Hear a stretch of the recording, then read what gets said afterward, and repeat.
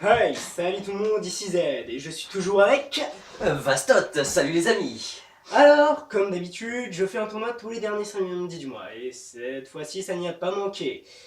Du coup, n'oubliez pas, C'est l'heure du duel.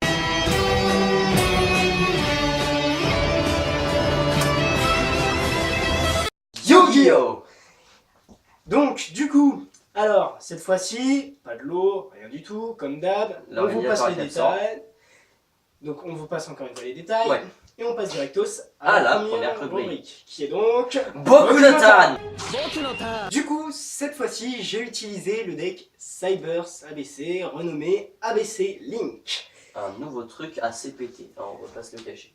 Du coup, je vais vous représenter un peu le deck, vu qu'il y a eu quelques changements. Je vais re-expliquer le principe du fonctionnement du deck, vu que je l'ai expliqué vite fait durant le dernier épisode où j'avais parlé de ça, même si c'est pas vraiment le dernier, je crois. Mais voilà, commençons par les 3 monstres principaux du deck qui vont le faire tourner. Donc, l'attaque du noyau A, le briseur du Draco B et les crawlers C. Je vous emmerde, je sais que c'est pas dans le bon sens. Du coup, on va commencer par le A. Alors, le A, lui, le principe, c'est... dès qu'il est envoyé du terrain au cimetière, on peut reprendre un monstre union dans le cimetière et le renvoyer dans notre main. Donc, en soi, c'est potentiellement efficace. En fait, il est juste là pour compléter les deux autres, voire pour compléter avec son effet, soit pour compléter pour l'invocation du monstre, du gros monstre qui permet d'invoquer. Son effet autre que celui-là, c'est je peux l'équiper un monstre machine lumière et il ne sera pas affecté par des effets de monstre. Oui, pas affecté par des effets de monstre. Et aussi, il ne pourra pas être destructible au combat, ni par des effets de carte une fois, juste si je le sacrifie lui. Briseur du Draco B, même effet que l'autre, équipable, sauf que lui c'est pas les effets de monstre, c'est les effets de magie. Ensuite, lui, dès qu'il est envoyé du terrain au cimetière, il me permet de tuto un monstre union. En gros, d'ajouter un monstre union depuis mon deck à ma main. En gros, il est déjà un peu plus utile vu que c'est le tuto du deck. Par la suite, voici les crawlers C. Pareil, équipable, mais lui, c'est pas les magies ni les monstres, c'est les pièges. Il est là pour compléter le trio.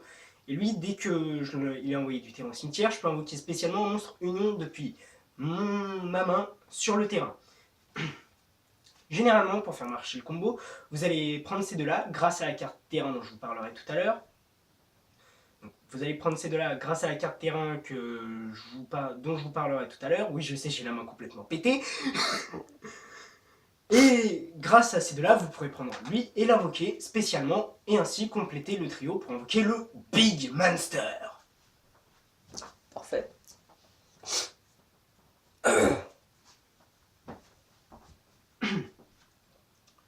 Continuons avec le registre des monstres. La carte terrain, je vous en parlerai comme je parlerai des magies.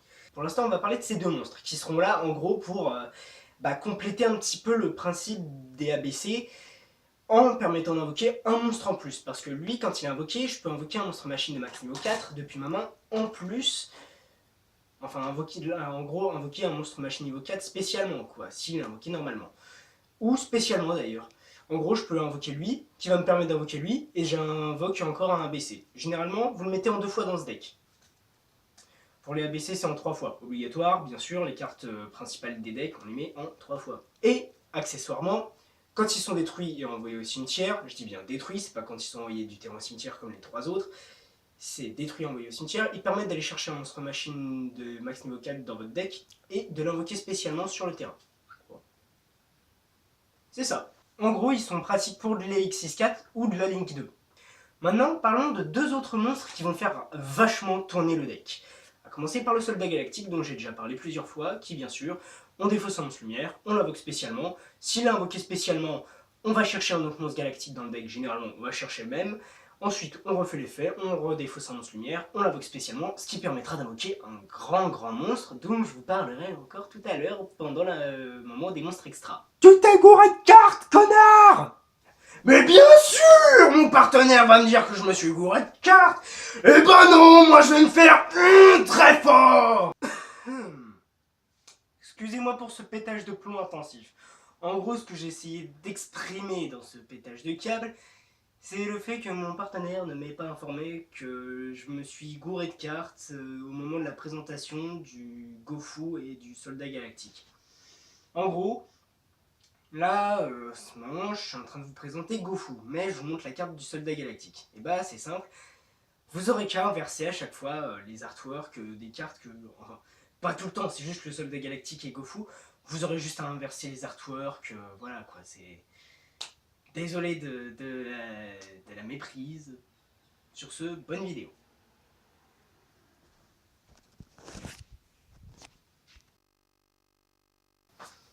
Quant à lui, c'est un monstre, faut le mettre dans tous les decks Link, à mon avis. Parce que, en gros, tu l'invoques spé depuis ta main si tu contrôles un monstre. Il peut pas être invoqué autrement généralement, parce qu'il peut pas être invoqué normalement.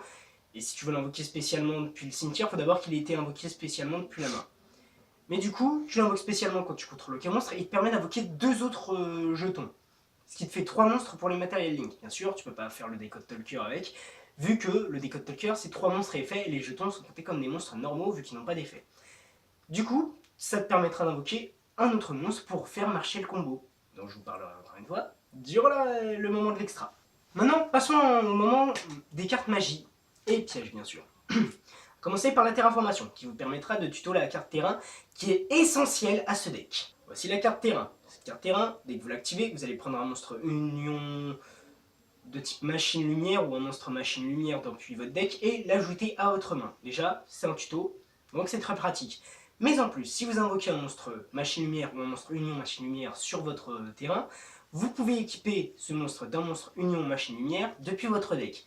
Ce qui vous permettra généralement de placer donc le combo A et C si vous avez un autre monstre pour pouvoir invoquer une Link 2 et ainsi pouvoir invoquer le troisième qui vous permettra d'invoquer le gros monstre juste en les sacrifiant depuis le cimetière et terrain, voire les deux en même temps ou l'un des deux. La troisième carte, c'est une carte d'anti-brick. En gros, c'est vous payez 2000, vous invoquez vous ciblez un monstre, vous invoquez 2 autres monstres de même type et attribut que le monstre, mais de noms différents, et vous pouvez pas ni attaquer, ni invoquer spé le reste de ce tour. Mais en gros, c'est pour rassembler les ABC sur le terrain, quand vous avez que un des deux et que vous pouvez pas rassembler les 3 en même temps. Donc en gros, c'est vraiment un truc d'anti-break. Une carte piège plutôt drôle dans ce deck, c'est l'anéantissement aveugle. Vous tirez 2 dés, et ensuite la somme de ces 2 dés sera égale à un chiffre qui sera l'équivalent de niveau ou rang, et tous les monstres de niveau rang égal ou inférieur à ce niveau rang seront automatiquement détruits. Le truc c'est que les links n'ont ni niveau ni rang, par conséquent ils ne seront pas affectés. Voici le gros monstre dont je vous parlais tout à l'heure, le briseur dragon ABC. Vous sacrifiez les ABC depuis le terrain ou cimetière, voire les deux en même temps, en les bannissant, et vous pouvez invoquer ce monstre-là sans la polymérisation. D'ailleurs, vous ne devez pas l'utiliser, la polymérisation, pour invoquer ce monstre. 3000 d'attaque et 2800 de défense. Son effet, vous défaussez une carte et vous bannissez une carte de l'adversaire, comme ça. Et accessoirement, durant le tour de l'adversaire, vous pouvez sacrifier ce monstre et invoquer ceux qui vont servir à l'invoquer, donc du coup les ABC. Vu que c'est un effet rapide, si votre adversaire vous le cible avec un effet de carte ou qui veut vous le détruire au combat, et ben vous pouvez juste sacrifier ce monstre et ainsi empêcher sa destruction et réinvoquer les 3 qui vont servir à l'invoquer pour le réinvoquer dès le prochain tour. Le monstre qui va être invoqué par les soldats galactiques, ce sera ce monstre, le Cyber Dragon Nova. Mais bon, lui on s'en fiche un peu, c'est surtout le papa qui va nous intéresser, celui qui s'invoque en tant que Rain Cup. En gros, c'est 2 monstres de niveau 6 pour l'invoquer, ou alors le Cyber Dragon Nova, vous le mettez au-dessus, et ainsi, vous avez un monstre surpuissant qui peut annuler un effet par tour et qui gagne 200 points d'attaque pour chaque matériel Elixir qui lui est attaché. Or, durant votre tour, vous pouvez cibler un monstre en position d'attaque sur le terrain, que ce soit sur le vôtre ou celui de l'adversaire, et vous pouvez lui attacher. Comme ça, tranquille, c'est genre j'attache un de tes monstres à mon monstre, et tu le récupéreras peut-être plus tard, si j'ai envie. Voici maintenant les 3 links qui vont faire vraiment tourner le deck. On va commencer par le Dragon Proxy, la link 2 la plus facile à invoquer car il ne s'agit que 2 monstres pour l'invoquer. Donc généralement c'est, si vous avez gadget or et gadget argent plus un des ABC, plus le hangar union, vous pouvez invoquer le Decode Talker en un tour plus ABC, vu que vous utiliserez le gadget or plus un des ABC avec bien sûr un autre attaché, avec un autre qui sera équipé. Pour faire une link, vous invoquez le dernier si c'est exemple Crow qui est invoqué et B équipé ou le contraire. Sinon si c'est A et C, et bah vous allez vous faire voir cordialement. Même si généralement, avec l'Angarnion, vous avez pris le B qui vous permettra de prendre le C, ou le C qui vous permettra de prendre le B. Faut pas être trop con non plus. Et ça vous permettra d'invoquer Proxy, et d'invoquer le troisième, pour ensuite invoquer le Decode Talker, vu qu'il faut 3 monstres à effet, enfin 2 monstres à effet ou plus, même si c'est une ligne 3. Voilà. Il faut 2 monstres à effet ou plus, donc vu que c'est une ligne 3, c'est obligatoirement 3 monstres à effet, ou alors un monstre de ligne 2 et un monstre à effet. Voilà. Et ça vous permettra donc de mettre le monstre qui vous permettra d'invoquer le ABC et le Infini. Si vous avez les 3 sur le terrain, votre adversaire y pleure. Et celui qui vous servira pour raise les ABC, c'est-à-dire les renvoyer du cimetière à l'extra deck, c'est lui, le dragon par feu. Ce monstre, il a la faculté que une fois, tant qu'il est sur le terrain, en gros, si vous l'avez sur le terrain, qu'il a envoyé au cimetière ou qu'il revient, vous pourrez réactiver cet effet, mais c'est qu'une fois tant qu'il est sur le terrain, sauf si vous le faites revenir, quoi. Et du coup, son effet, une fois qu'il est sur le terrain, vous pouvez renvoyer autant de monstres sur le terrain ou dans le cimetière, dans la main de son utilisateur, fois le nombre de monstres qu'il pointe. En gros, maximum 3. Ou alors, si vous avez de la chance, 4. Mais quoique non, maximum 3 en fait, parce que c'est pas possible qu'il en manque 4, vu que même s'il est dans les zones de monstres extra, il y aura toujours une zone qui sera vide. Donc maximum 3 monstres qui seront sur le terrain ou dans le cimetière. Généralement, vous renverrez les ABC dans l'extra deck pour pouvoir recontinuer le combo et ainsi vous réinvoquez les 3 ABC, vous invoquez une link, vous invoquez ensuite le ABC au-dessus. C'est franchement, en gros, un cercle infini d'invocations qui vous permettront de latter le cul à l'adversaire. Un cercle vicieux d'ailleurs, on remarquera. En gros, le principe du deck, c'est que vous essayez de rassembler les ABC tout en essayant de faire des links. Ces links vous permettront d'invoquer le ABC, et ce ABC, dès qu'il se sacrifie, il réinvoque les 3. À la fin du tour de l'adversaire, généralement, c'est généralement à la fin du tour de l'adversaire s'il a réussi à survivre. Sinon, bah, vous le faites avant, et s'ils ont réussi à survivre, les 3, bah, tant mieux, sinon tant pis. Mais généralement, ils vous serviront à invoquer des links beaucoup plus facilement, vu qu'à chaque fois, bah, si vous utilisez le A et B, le B et C, et bah, ça vous rajoutera un monstre en plus. Du coup, vous pourrez faire une ligne 4 assez facilement avec cela. Même si vous en avez que 3, ça vous permettra d'aller chercher un autre monstre, de l'invoquer, et ensuite de faire une ligne 4 avec le Decode Talker. Enfin voilà, c'est tout ce que j'avais à raconter pour ce deck, j'espère que j'ai pas été trop long. Sur ce, Tan Endo. Et on passe à la rubrique suivante, où je vous parlerai donc des decks que j'ai affrontés. Qui est donc... Action Duel. C'est parti donc pour la deuxième rubrique. Moi je suis retour dans le champ, hein, vous saviez même pas où j'étais parti, mais en fait... Ouais bah redégage vite fait. Oh Du coup, premier deck que j'ai affronté, je vous en ai déjà parlé, c'est le Yosenju. Bon, je vais pas vous refaire un topo dessus. Si vous voulez revoir la vidéo des où je parle des Yosenju, allez voir le samedi Seiyugi 1, 2, 3, 4. Du coup, je vais pas vous parler du Yosenju, si vous voulez le revoir, allez voir la vidéo où j'en ai parlé. Bon, pour le deuxième deck, il y a Bastot qui va vous expliquer un truc qui va être présent sur la chaîne à partir de maintenant et qui a déjà été présenté durant la vidéo sur les links que vous n'avez même pas remarqué, je suis sûr d'ailleurs.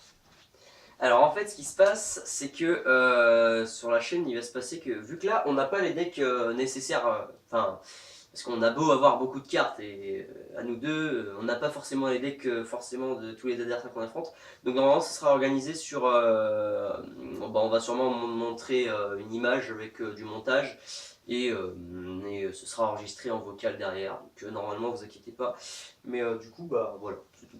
Rien de bien spécial en particulier. En gros, pour faire simple, je vais prendre les images des cartes, je vais prendre la bande son de la vidéo, je vais la mettre dessus et voilà, vous aurez comme avec la vidéo sur les links, voilà, où je parlais derrière avec l'image de la carte. Quoi. Voilà. Donc on vous garantit pas non plus une qualité de l'image excellente parce que bon, c'est internet. Hein, voilà. Oh ça va, mais... franchement la dernière fois j'ai fait un bon taf hein, quand même, oui, voilà. Sans vouloir m'auto-sucer. Mais oui, non mais après il y a toujours certaines images. Bon voilà, bref, on va passer les détails et vous verrez bien de toute façon. Voilà. Hein. Du coup, donc c'est à partir de maintenant. Il n'y aura pas beaucoup d'images pour ce deck, je pense qu'il n'y en aura peut-être même pas, je vais voir, mais parce que c'est encore un deck que je comprends pas très bien, c'est ce putain de deck Infernoid Shiranui. En gros, le truc, généralement tu envoies au cimetière pour ensuite bannir les infernoïdes depuis le cimetière pour invoquer les gros, tels que Atondel ou Deviati depuis ta main, qui peuvent te botter le cul. Genre, il y en a un qui annule des effets de carte en sacrifiant un monstre sur le terrain. Il y en a un autre qui peut faire une deuxième attaque à la suite s'il attaque un monstre et qu'il le détruit. Je dis bien une deuxième, c'est pas une troisième, une quatrième, c'est une deuxième. Et l'autre, c'est s'il a attaqué et détruit un monstre durant la battle phase. À la fin de la battle phase, il bannit un monstre depuis le terrain. Comme ça. Comme mon monstre, sauf que toi, t'as pas besoin de défausser, t'as juste besoin d'attaquer. Voilà. Tranquille. Donc c'est un deck un peu farfelu, quoi. Un peu casse-couille parce que franchement, contre mon deck, c'était genre je te bannissais ton monstre. Et c'est pareil, il pouvait bannir les monstres depuis le cimetière avec des cartes. Et du coup, à chaque fois, avant que j'invoque le ABC, bah, il me bannissait l'un des monstres. Et à chaque fois que j'essayais de mettre le manquant, bah, il me le bannissait, il me le bannissait, il me le bannissait. Et j'étais niqué. J'ai essayé de sider, et bah, j'ai pas eu les cartes du side. Mais j'ai fait une égalité C'est déjà mieux que rien, effectivement. sur les 5 tours additionnels. J'avais plus de points de vie que lui. Il avait eu une mauvaise main. Ah. Mais du coup, voilà quoi, je peux pas vraiment vous en parler, j'essaierai de vous mettre les images des cartes au moment où j'ai expliqué un peu leur effet. Je vais essayer. On va essayer, on va voir ce qu'on peut. On va voir ce qu'on peut. C'est ça. Donc du coup, deuxième deck, finish. Mais on passe au troisième deck, que j'ai un peu plus compris, mais c'est toujours un peu compliqué vu que surtout là, le mec, il avait un deck, c'était d'un deck de structure, mais il le jouait pas forcément de façon orthodoxe. Et surtout, il avait pas toutes les cartes qu'il lui fallait. C'était le deck Dino. En gros, vous savez, les trous Dino, ou Dino Roi Véritable. Sauf que là, c'était full Dino, deck de structure. C'était vraiment que les cartes du deck de structure. Avec, bien sûr, 2-3 petits trucs pour que ça aille un chouïa plus vite. Et donc, du coup, le principe, c'est généralement, ça va compter et sur la carte de terrain, qui va permettre d'invoquer un jeton sur le terrain adverse, qui empêchera l'adversaire de cibler vos monstres Dino, et qui baissera accessoirement la puissance de tous les monstres sur le terrain de 500 d'attaque et de défense, sauf les monstres Dino. En gros, généralement, tes monstres ils vont perdre des points d'attaque, sauf les siens. D'accord, un peu comme moi avec le plaisir en fait au final. C'est ça. Et ensuite, ça comptera sur l'invocation du tyranno ultime conducteur, un truc dans le genre, qui peut mettre, je crois, en position de défense face verso un monstre sur le terrain, et qui peut attaquer une fois par tour tous les monstres en position de défense. Enfin, qui peut attaquer durant la battle phase tous les monstres en position de défense. Ça serait marrant contre Medinorum, ça tient. Qui fait bien sûr des dommages persans. Ça serait très marrant, effectivement. Ça serait très chiant. Pas spécialement, car s'il détruit mon ankilo... Enfin... Il n'a même pas besoin de les détruire. Il pourra attaquer une fois tous les monstres en position de défense. Oui, mais imagine, car par son effet de monstre, l'ankilo peut bannir les monstres qui sont détruits au combat par des dinos. Enfin, c'est même imagine, pas, il peut attaquer une fois tous les monstres en position de défense. Il peut attaquer tous les monstres en position de défense. Oui, mais dire que... Il a environ 2800, je crois. Ah, moi, ça... Ouais, dommage. Donc en gros, il pourrait poutrer assez vite. Quoi. Oh, si on se surtout que... Ensuite, ça va compter sur deux autres choses. L'invocation depuis l'extra deck de deux monstres, relativement un qui est très chiant, Evolzar Lagia, je crois, ou l'autre. En gros, c'est tu invoques avec deux monstres de niveau 4, tu détaches un matériel Elixir, tu annules une invocation spé ou une activation d'effet. C'est comme le héros de l'ultime, mais beaucoup plus facile à invoquer avec un chouïa plus de points d'attaque. Effectivement, dans ce cas-là, c'est beaucoup plus pratique. Ouais, sauf qu'il faut deux monstres dino, je crois, pour l'invoquer, ou voilà quoi. Ouais. C'est... Comme d'hab, les monstres comme ça, c'est un chouïa difficile à invoquer. Enfin voilà, de toute façon, malheureusement, on ne peut pas vous en dire plus. Parce que je vous montrerai bien sûr les cartes. Ouais, j'ai parlé parce que là, on a pas relativement vite. On n'a pas le deck un peu là. En même temps, déjà que je dépense des fortunes dans ce jeu, si je devais en plus payer pour les decks que je présente, bah c'est pas possible ça, on n'a pas d'argent. Hein. Je te le dis, le jour où je vais gagner un salaire, si je dois faire ça, mon salaire à la fin du mois il n'existe plus. Hein. Ouais, il y en a du métier, hein, malheureusement. Et du coup, le dernier deck que j'ai joué, pute, non quoi? C'est bien gros, moi. Ah non, j'ai rien dit. C'est pas bien. Je déteste ce deck. Non, c'est pas vrai, il est immense, ce deck est magnifique, il est génial. Je vais peut-être essayer de le jouer, mais que parce qu'il y a un monstre dedans que j'aime bien. C'est le héros de l'ultime que j'aime bien. Vous sentez la rage de cet homme? Regardez, le pire, c'est vous savez quoi? Vous savez c'est quoi le pire? Mon ancien partenaire le jouait, Samus Spectral. Et oui, on jouait avec lui pendant tous les tournois. Et là, je me suis tapé le fait de l'affronter. Et du coup, Il a le seum. il m'a poutré. Ah bah c'est plus poutré à ce niveau-là, mec. Hein. Là, c'est poutré, mais il a pas pris la vaseline. Donc, j'avais le trou du cul tellement écarté qu'on aurait pu incarcérer la tour de Londres. Ah, On je aurait veux pas pu- savoir ce que tu fais avec le retour de Londres, tu sais quoi? Voilà, moi je... Voilà. L'Empire State Building in my ass, bitches. C'est pas à Londres, l'Empire State Building. Hein. Oui, je sais, mais c'est encore plus grand, je crois. Du coup, ça m'a fait mal. Mais en gros, son deck, c'est un deck ange Une cyber. poutre. C'est un deck ange cyber. Ah. Et en gros, généralement, ça va compter sur le fait d'avoir 2 cartes. On a toujours pas le deck d'ailleurs. J'ai pas le deck, mais ça, je vais moins galérer pour aller chercher les cartes parce que je sais c'est quoi vu que je veux me le faire. D'accord. Même pas parce qu'il est puissant, juste parce qu'il est le héros de l'ultime. Enfin, normalement, il n'y a pas le héros de l'ultime dedans, mais moi, je veux le caler. D'accord. Donc, je vais peut-être, je dis bien peut-être, le jouer. Même si ça coûte 150 € le deck. Ah, tu chies des billets de 500 le matin, dis donc. Non, des billets de C'est 500 comme si vous par prenez des dizaine. billets de 500 et que vous vous torchiez avec. Ça fonctionne, mais c'est dommage. Lâcher à What the Cut, tu dégages de mon émission. Non. Je déconne, je déconne.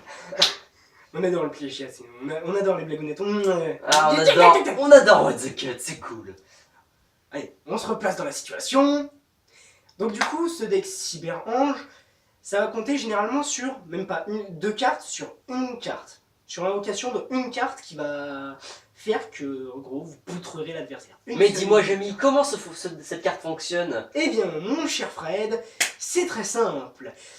En fait, vous allez généralement mettre des manjus aux 10 000 mains qui vous permettront d'aller chercher une carte magie rituelle ou un monstre rituel, ou alors la préparation des rites qui vous permet de faire les deux. Tu vas D'accord. chercher un monstre rituel et la magie rituelle qui va avec. Mhm. Et du coup, généralement, il va aller chercher l'aube du héros qui vous permettra d'invoquer le héros de la perfection. 2800 de défense déjà, donc c'est relativement chiant à péter.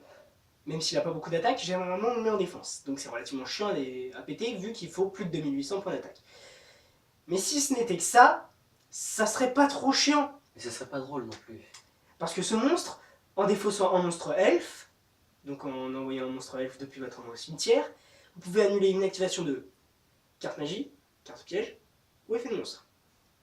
Vous pouvez annuler les effets de ces 3 types de cartes. Et même pas qu'une fois par tour, c'est autant de fois que vous avez de monstre elfe dans votre main. J'active? Non. J'active? Non. J'active? Non. Ah, faut active? Non plus. Non plus. À un moment, quand je l'affronte, on en est au point où, même s'il va pas annuler, genre je dis je vais invoquer, j'annule. Quoi? Mais comment? Je peux pas, mais je m'en fous, j'annule. Et on est à ce point, on est à ça. Vous voyez les amis, on est à ça. On du est à ce surend. point de non-respect. Oui aussi, et on est à ça du surend. J'ai abandonné les deux. Et il a abandonné. Ah, ben on n'est plus à ça alors. J'ai abandonné les deux parce que je ne pouvais rien faire. Le premier, j'ai une main acceptable, mais vu qu'il a commencé et qu'il avait déjà invoqué le héros de la perfection, je peux pas faire grand chose. Vu que, à chaque fois que je faisais quoi que ce soit, il annulait. Et même quand j'ai essayé de péter son monstre, la carte magie rituelle l'empêche d'être détruite une fois en la bannissant.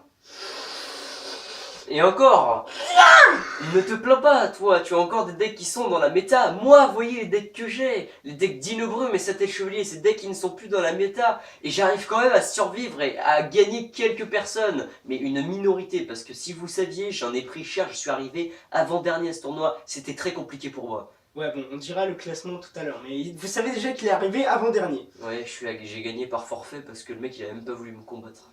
Mais du coup, si ce n'était que ça encore, parce que, ok d'accord, il fait ça, donc il est obligé quand même d'utiliser Des monstres l'équivalent de monstres de niveau 6. Le truc c'est que vu qu'il joue Ange Cyber, bah, la majorité des monstres rituels dedans, ils sont niveau 6. Donc c'est déjà pas mal pété. Et du coup, bah, il envoie son monstre au cimetière pour faire l'invocation de héros de la perfection. Mais encore une fois, la magie rituelle pète les couilles parce qu'elle permet de reprendre en main un des monstres qui a servi pour l'invocation rituelle. Du coup, c'est comme s'il avait utilisé que dalle pour l'invoquer. C'est genre, j'invoque comme ça. Ok. Voilà. T'as quelque chose à redire? Oui, je veux pas. Je m'en bats les couilles. Je vois et pourquoi il a abandonné les deux matchs. Hein. Je comprends, j'avoue que c'est... Et à la fin d'un tour, généralement, il finit avec 3 ou 4 monstres elfes dans sa main. Histoire de vous rappeler que vous êtes nul. Hein. Histoire de te rappeler que tu peux annuler Toujours pas jouer. 3 ou 4 effets par tour. Voilà. Donc vas-y, essaie de vider sa main. Tu peux te dire, je vais activer ça pour faire genre, je vais activer une carte qui va le faire chier. Mais non, il peut en allumer 4. Et le temps que vous ayez un monstre plus fort, ok, t'auras ton monstre plus fort.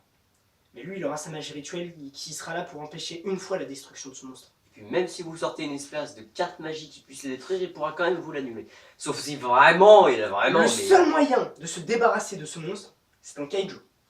Ah. C'est un kaiju ou un monstre qui a le même effet, c'est-à-dire de sacrifier le monstre de l'adversaire pour en invoquer un sur son terrain. Et ce qui est bien, c'est que les kaiju, ça se place dans n'importe quel side deck. Et le truc, c'est que dès que c'est dans la main, son effet est passif, direct. Dès que tu l'as dans la main, pouf, ça devient un effet passif, tu peux pas l'annuler.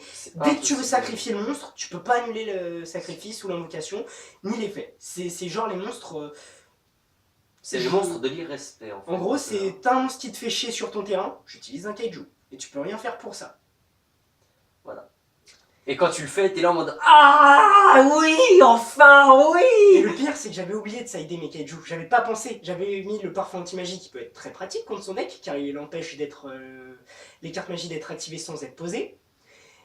Et je me suis concentré que sur ça. Donc j'ai oublié de mettre des kaiju en side. Et j'ai perdu le deuxième duel comme un gros con. Normal, t'as abandonné. Bah oui. Mais qu'est-ce que tu voulais que je fasse d'autre? J'avais pas le parfum anti-magie dès le premier tour. Même si c'était moi qui avais commencé, j'avais une main de merde, mais vraiment une main de merde. Je pouvais même pas invoquer une seule Link, ou même un ABC, ou même un Infinite. Ça, vous voyez, ça s'appelle du misplay. C'est même pas du misplay, ça c'est de la main de merde par excellence. Ah non, mais l'oubli de rajouter du side deck pour vraiment pouvoir gagner, c'est quand même un énorme misplay. N'oubliez pas votre side deck, n'oubliez pas votre side deck. C'est vraiment important le side deck, même si vous devez enlever en contrepartie les cartes que vous rajoutez. C'est vraiment important parce que ça peut vous permettre de retourner une partie. Ouais, j'aurais pu effectivement sider moi aussi un moment, mais je ne l'ai pas fait. Surtout que ça t'as me pas faisait beaucoup chier. de cartes dans ton side. Ah non, c'est pas le problème, c'est par rapport au Dinorum, c'est que enlever une carte pour rajouter une autre, qu'est-ce que tu veux que j'enlève quoi? Je n'avais pas prévu ça en fait. Moi je pensais qu'on rajoutait et puis c'était basta. Mais non en fait. Mon adversaire m'a fait hey, tu dois retirer une carte. J'ai fait non, non. Finalement je side pas. Oh, voilà. Ouais, bah c'est ça, hein. Tu peux pas rajouter ou enlever de cartes, c'est le problème du side, c'est que t'es obligé d'enlever pour remettre. Mais du coup, si tu es arrivé par hasard à enlever son monstre du terrain grâce à un kaiju, il ne t'en sortirait pas un effet de derrière les fagots? Eh bien, il pourrait quand même reset potentiellement son monstre grâce à un appel de lettre hantée, ou alors en le renvoyant dans le deck, grâce à la magie de terrain, l'autel du rituel qui fait partie des magies des anges cyber. C'est en gros, généralement, tu défausses une magie, tu peux aller chercher un monstre rituel dans ton deck, je crois. Pas très bien compris l'effet, je crois que c'était ça, mais je suis pas sûr. Pour plus d'informations, allez sur OTK, regardez l'effet de la carte, ou de toute manière. Quoique non, je pense que je vais afficher l'effet de la magie rituelle. Ouais. Mais voilà quoi, généralement ça compte sur la magie rituelle, sur le héros de la perfection, et ensuite sur un autre monstre rituel qui s'appelle Saphira, Reine des dragons, un truc dans le genre. Ça s'affichera sur l'écran, c'est magique. Et à chaque fois qu'il y a un monstre de type elfe qui est envoyé au cimetière, et bah ça vous permet soit de défausser une carte de l'adversaire, soit de piocher une ou deux cartes, je crois, à la fin du tour. Vous verrez encore une fois l'effet quand je l'afficherai de toute manière, généralement. Si j'arrive pas à bien suivre l'effet, et bah je vous l'afficherai, vous pourrez le lire, vous ferez un arrêt sur image. Ah d'accord. Enfin bref, pour conclure, ce deck c'est un deck relou, hein, c'est ça?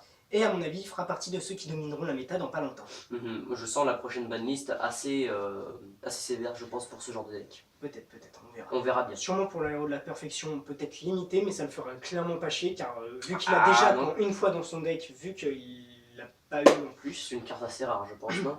Pas vraiment, non. Enfin, oui et non. Lui, il l'a en ghost, donc oui, c'est très rare. Ah oui, d'ailleurs, on rappellera que les ghosts sont terminés et ne sont plus jamais produits. Si j'ai les ghosts, vous étiez tellement belles. Ouais.